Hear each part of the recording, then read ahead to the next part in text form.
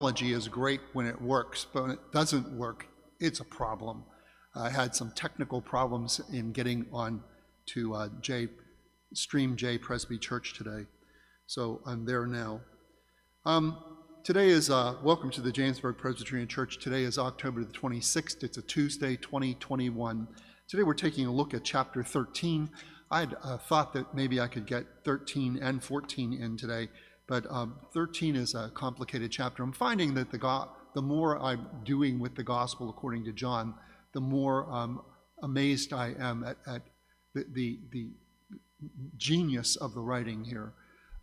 Everything is tied into previous things that John has said. Everything is tied into Old Testament scripture. So this chapter is the same as the other chapters, very complicated and deserving of our time.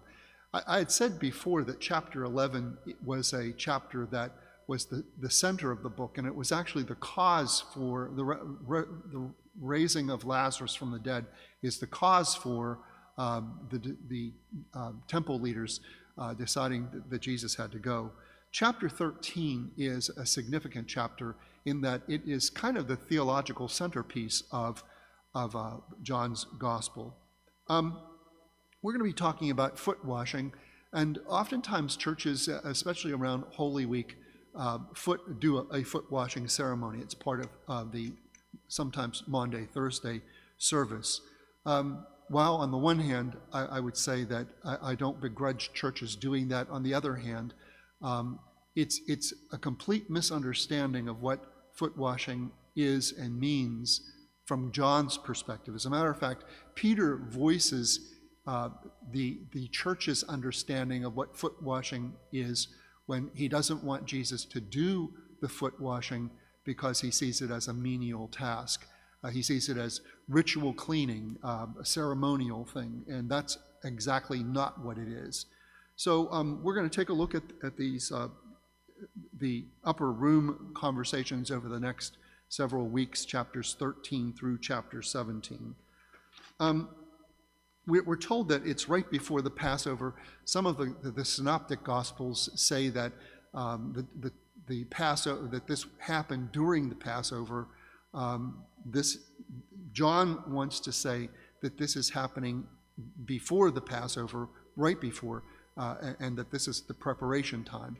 A lot of we won't know for sure until I guess we get to the kingdom of God when this really happened. From John's perspective, it's important for Jesus to be crucified right at the same time as the lambs are being sacrificed in the temple for the Passover, which would be the day of preparation. For the synoptic gospels, their theology is a little different. They want Jesus to be crucified right during the Passover time. The problem is with that interpretation, a question of whether the Jews would have allowed Jesus to be executed during a holy time. John may be correct in his timing. Anyway, this all happens just before the Passover feast, and Jesus knows that what's going to happen to him. There's no way that he can be in Jerusalem and survive. So after the meal begins, and we're told that Judas Iscariot, or that the devil had already prompted Judas Iscariot to betray Jesus, and that's actually a bad translation of verse 2. A better translation would be the devil had already put it into his heart for Judas Iscariot to betray Jesus. Now the question there is, whose heart? We usually interpret this as the devil put it into Judas' heart, but it's also theoretically possible that the devil put it in his own heart. This would be like saying the devil made up his mind that he was going to make sure that Judas betrayed Jesus. Anyway, Jesus gets up, takes off his outer clothing, wraps a towel around his waist, pours water into a basin, and begins to wash his disciples' feet, drying them with the towel. Now, we're not told the order. We're not told how many disciples are in the room. It's theoretically possible that Peter speaks up even before Jesus gets to him. That's a possibility. We usually assume that it's when Jesus gets to Peter that Peter says these words. He says, "You shall never wash my feet." And Jesus says, "Unless I wash you, you have no part in me." And that is the meaning of the foot washing ceremony. Back in biblical days, hospitality was crucial. It was something that you could not neglect. It was the most important thing that any family did. But the foot washing was always done either by a servant, by the youngest child in the family. It could be done by the host of the meal, but that was seldom the case. Foot washing was a lowly task. It was washing the dust off of people's feet. It was a lowly task, yet it was considered to be an important task because in somebody washing your feet as you enter the house, you are being welcomed into that person's life. That is the meaning of the foot washing ceremony. When Jesus is washing the feet of the disciples, what he is doing is he is welcoming them into what is going to happen next. That's what foot washing is. It isn't this ritual where we giggle because somebody is washing our feet. It isn't a ceremonial thing that we do because it's part of the story. It is actually welcoming somebody into the crucifixion. That's what it means. Jesus is welcoming the disciples into what happens next. Jesus says that all of them are clean, but not all of them. And it's kind of a redundant thing. You are all clean, but not all of you. That's what he says.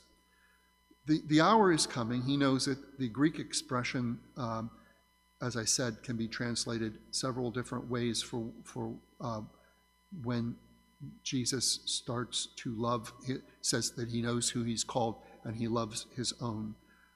It can be translated as a temporal expression that Jesus loves us to the very end, or it can be translated as a quality of Jesus' love that, are we still on?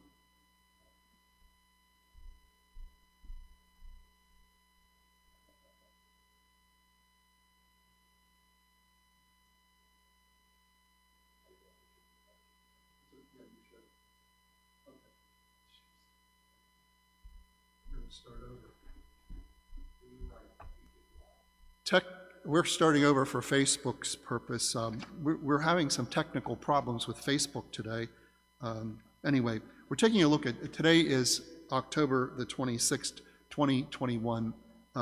Welcome to the Jamesburg Presbyterian Church. Had some problems with Facebook, which is why we're off to a late start. We're taking a look at chapter 13. 13, I was hoping to do 13 and 14, but 13 is a technically difficult chapter to understand. So I'd already started here. Someone called to my attention that we weren't recording, so now we are. Chapter 13, foot washing in biblical times was an important part of hospitality. It was welcoming a person into your life. It was welcoming a person into your house. And chapter 13 starts off with a foot washing thing. It is not a ceremony. It is not a ceremony or purity ritual. It is actually means a whole different other thing. It's welcoming somebody into what's going to happen next in your life. Usually it may sound like semantics, but it really isn't. It's hard for us to understand this concept. Anyway, Jesus knows that what's going to happen to him next. They're in Jerusalem. This happens right before the Passover, and the Synoptic Gospels tell us that this happened during the Passover ceremony. It's just or celebration. It's a several-day religious feast commemorating the time when the people of Israel got out of Egypt, out of slavery. The angel of death passes over the Jewish people. Here in John's Gospel, the foot washing happens before the Passover. John wants us to understand that Jesus' crucifixion happens at the same time when the lambs are being sacrificed in the temple. This makes sense because from a synoptic gospel point of view, Jesus' crucifixion would have happened during a holy time, and it's unlikely that the Jewish leadership would have tolerated that sort of thing. However, in this gospel, in John's gospel, this happening before the Passover is perfect for them. They get him out of the way, and then they can go off and enjoy the Passover. Hopefully everybody's minds are now on the Passover and not on Jesus. We're told that the devil, one version has it translated, the devil had already prompted Judas Iscariot, son of Simon, to betray Jesus. A better translation is the devil had already put it into the heart, into his heart, that Judas Iscariot would betray him. In the Greek, it's unclear whether the devil has put this into Judas' heart or into the devil's heart. The difference is, it's like saying that the devil has finally made up his mind at this point in time that Judas is going to be the one. And later on in this story, we see again a reference to the devil and Judas. So it's sounds like semantics, but again, there's some ambiguity in exactly what John is saying. And when John does this sort of thing, creates the ambiguity, what he wants us to do is stop and wonder what in fact happened. Jesus gets up, takes off his outer clothing, wraps a towel around his waist, begins to pour water into a basin, and begins to wash the disciples' feet, drying them with a towel that he had wrapped around his waist. When he gets to Peter, it's not clear if Peter says this when he gets to Peter or immediately when Peter sees what's going on, but Peter says, "You shall never wash my feet." Peter sees this as a kind of ritual cleansing thing. He sees it as a task beneath the dignity of Jesus. But what Jesus is actually doing, and this is where we sometimes misunderstand what this is all about, Jesus is welcoming the disciples into his life and what happens next. Remember, Jesus has talked about going into his glory, and the ticket for that going into glory is the crucifixion, the resurrection. So what Jesus is doing is he's not washing feet. He's welcoming the disciples into his life, what is going to happen next. He's inviting them to come along, inviting them to stay with him. So Peter misunderstands what's going on, and he says, not just my feet, but my hands and my head as well. Jesus says, you don't need to have that. You just need to have your feet washed at this point in time. He says, you are all clean, but not all of you are clean. It's an ambiguous statement. It's translated literally that way. But what Jesus is saying is that he knows he will be betrayed. Part of the pain of that betrayal is that he has shared his life these last 3 years with Judas. Part of the pain of that betrayal is that he is dining with Judas. Imagine this: Jesus washes Judas' feet, welcoming Judas into what is going to happen next. And Judas is playing a big role in what is going to happen next to Jesus because he betrays Jesus. That had to have been a very, very painful realization. The other thing that's interesting in the Greek is, especially in verses 2 through 5, we have that as 3 different sentences. We take, and as a matter of fact, we even insert verbs into the wording there so that it makes sense. But in the Greek, it's all one sentence, and there are no verbs.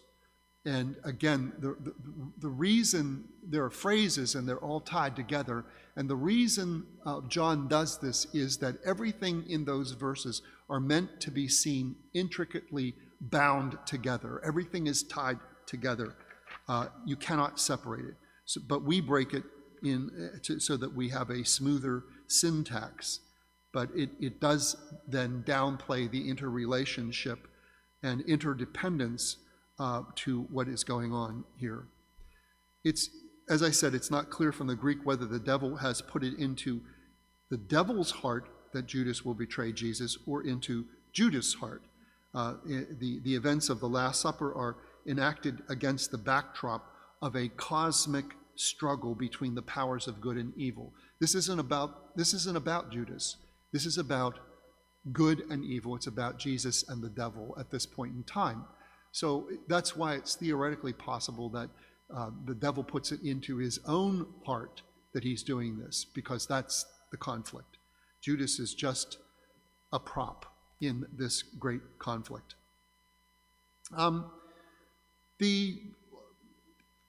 Moving along, verses 4 through 5 describe the foot washing thing. It's foot washing. It is about personal hygiene. It is about an act of hospitality. It is about religious art. But the primary thing here is Jesus is inviting the disciples into what's happening next. It's that hospitality thing, welcoming you into my life. Because where we can understand this is when Jesus says, if I don't wash your feet, you have no share in me. That's what's important.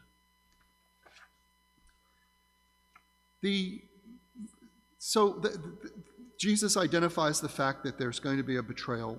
The disciples are wondering who is going to be the one who betrays him, and that shows up in the next verse, or the next section.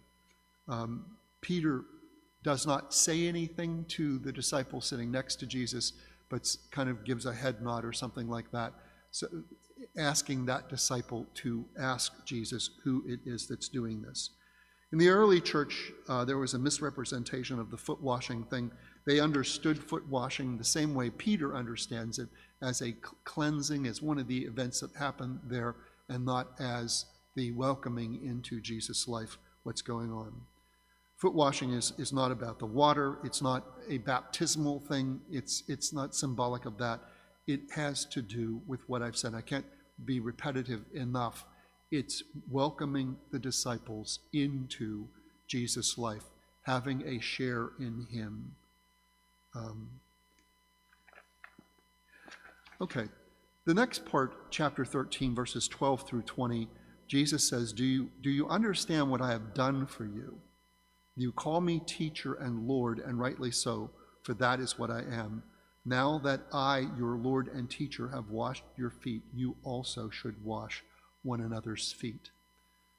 Again, going back to this, you as disciples should be welcoming other disciples, welcoming those around you into your life.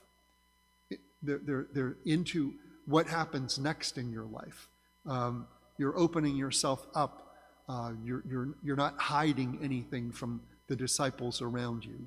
There's supposed to be a kind of relationship there that transcends all other kinds of friendships and familial relationships. Then Jesus says, I tell you the truth, no servant is greater than his master, nor a messenger greater than the one who sent me.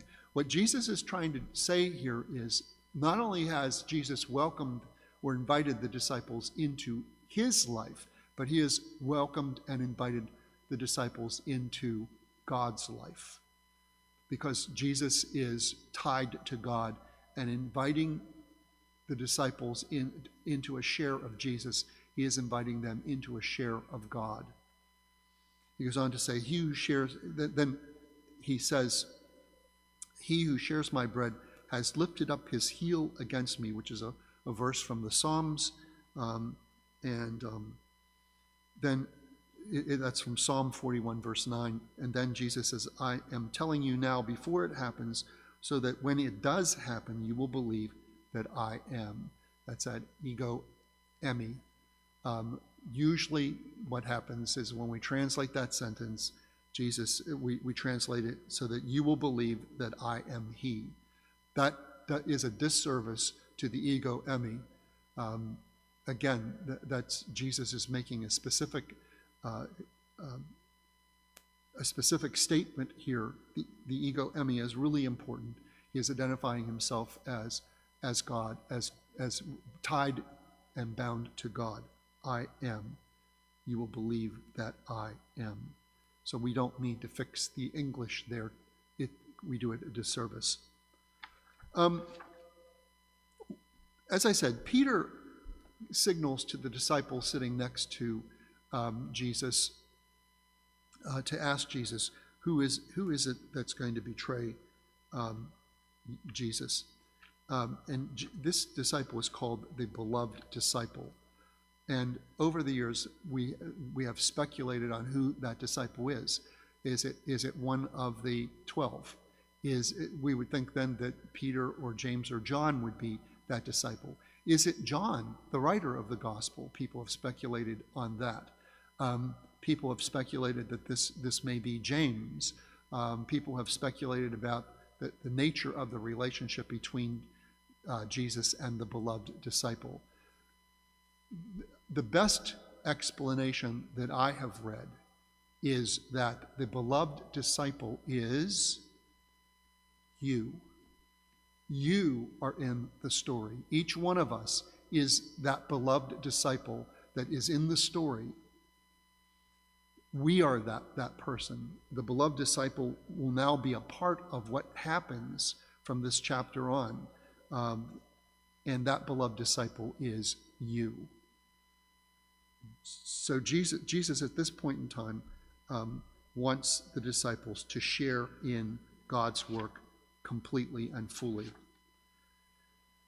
In chapter 13, verses 21 through 30, Jesus says very clearly, because they haven't gotten it yet, I tell you the truth, one of you is going to betray me. Simon Peter motioned to the beloved disciple and said, ask him which one he means.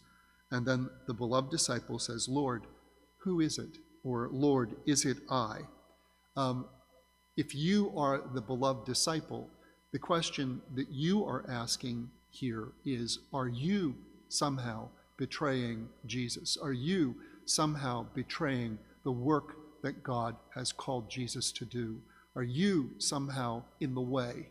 Are you the one? That's why I like that interpretation. You are the beloved disciple. So is it I? Am I the one that is the betraying Jesus? It is and Jesus says, it's the one to whom I will give this piece of bread when I have dipped it in the dish. Then dipping the piece of bread, he gave it to Judas Iscariot, son of Simon. As soon as Judas took the bread, Satan entered into him. So it's at this. So if Satan has made up his own mind earlier that Judas is going to be the one, then at this point in time, and it makes sense, Satan motivates Judas to get busy. Even when Judas leaves, even when Jesus has said this, none of the disciples connect the dots. They do not understand that Judas is the one who will betray Jesus.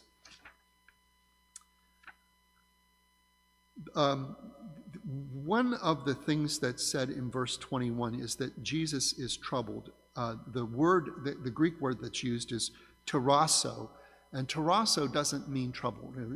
We almost get the idea that Jesus is upset. Is that what troubled is? Jesus is annoyed. That tarasso actually means he is furious.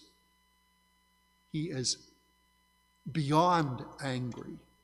So again, we downplay this, and I think part of that is because we can't imagine Jesus having a negative emotion. But it makes sense. Here's where that verse is. After Jesus had said this, Jesus was troubled in spirit and testified, I tell you the truth, one of you is going to betray me. That tarasso means in a rage. He was furious. He was beyond angry. And it's a fair emotion for Jesus to have as a human being, knowing that one of his own disciples, one of the people that he has invited into his life, is going to turn him in, and all of this is going to happen because of that one disciple.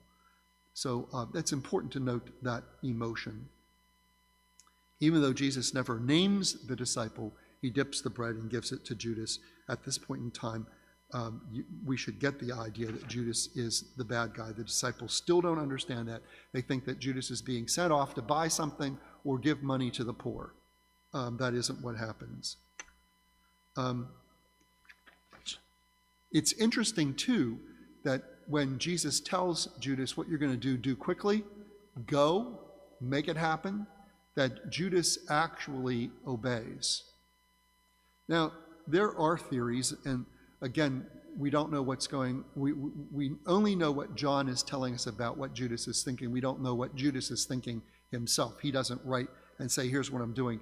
Is Judas trying to force Jesus to reveal his messiahship? Does Judas actually believe that Jesus is capable of ridding the city of Jerusalem of the Roman army, to call down his legions from on high? In other words, does Judas actually believe in Jesus more than any of the other disciples? Don't know. Or is Judas actually doing this for money? Don't know. It's interesting that Judas, according to the scriptures, gives back the money, goes back to the chief priests and Sanhedrin and tries to get Jesus back, tries to buy Jesus back. Hey, I changed my mind, guys. Here's the money. And they say, we're not giving you Jesus back. It's a done deal. Go away. So what is that all about? We don't know. We can only speculate. Jesus tells them in verses 31 through 38, my children, I will be with you only a little longer. You will look for me, and just as I told the Jews, so I tell you now, where I am going, you cannot come. A new commandment I give you, love one another as I have loved you, so you must love one another. By this all people will know that you are my disciples if you love one another. That word for love is agape. Agape is an unconditional love. It means that you're loving those around you unconditionally, even when they are having a bad day, even when they have broken your heart, even when they've betrayed you. This means that Jesus' love for Judas hasn't changed. He's angry about what's happening, but it hasn't changed. He still loves Judas. Can you imagine that? Jesus loving Judas and would have welcomed Judas back into a relationship despite what has happened. Jesus forgiving Judas. Are we able to do that? That's what we're supposed to do. That's what we're called to do. Peter says, Lord, I will follow you. I will lay down my life for you. Jesus says, I tell you the truth, before the rooster crows, you will disown me 3 times.